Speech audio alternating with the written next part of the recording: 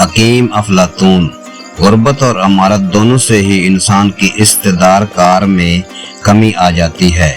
انسان حالت پیروی میں اس لیے زیادہ حریص ہوتا ہے کہ مرنا اور دشمنوں کے واسطے چھوڑ جانا بہتر ہے، بہ نسبت اس کے کہ حالات حیات میں دوستوں کا محتاج ہو۔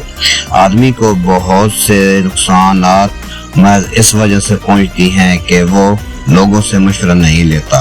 انسان کی طبیعت کا حال اس کے چھوٹے چھوٹے کاموں سے معلوم ہوتا ہے، بلکہ کاموں سے نہیں، کیونکہ وہ ان کو بہت سوچ و بچار کرتا ہے۔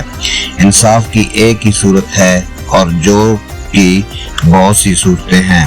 یہی وجہ ہے کہ بے نسبت عدل کے جور آسانی کے ساتھ کیا جا سکتا ہے۔ جوانی میں خدا کے باوجود سے انکار کرنے والوں میں سے آج تک میں نے ایسا نہیں دیکھا جو بڑھاپے میں اپنی بات پر قائم رہا ہو۔ اچھی بات کے حاصل کرنے میں بری بات کو وسیلہ نہ بناؤ۔ بات کو دیر تک سوچو، پھر منہ سے نکالو اور اس کے بعد اس پر عمل کرو۔ کہنے والے کی بات جب اس کی نیت کے مطابق ہو، سننے والے کو حرکت میں لانا ہے۔ اگر مخالف نیت ہو تو کان تو سنتا ہے لیکن دماغ اسے قبول نہیں کرتا۔